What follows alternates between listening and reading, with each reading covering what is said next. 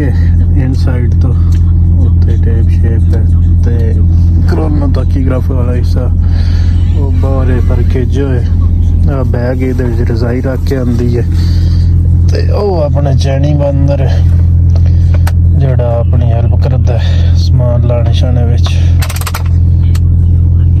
अज जड़ा ने असीं उधने दी पहाड़ियां ते घूम फिर रहे हैं ते जड़ा कल ते बड़े ही जड़ा ने दिन खराब आई, सारा दिन बारिश रही आई ते धुप चढ़ी है ते अगे पहला जड़ा बदल वगैरह आन ते लेकिन बदल भी होन ते बारिश ना आवे ते काम करने दा मजा ही बड़ा आंदा, पहाड़ियां बड़ी सीन होंदा। ऐदान वीडियो वे तो करना तुसीं देखो ते आप चस लो।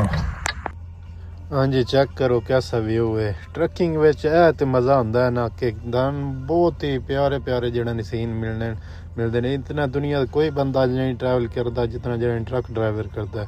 क्या बात है माशाल्लाह, अल्लाह की खूबसूरती है।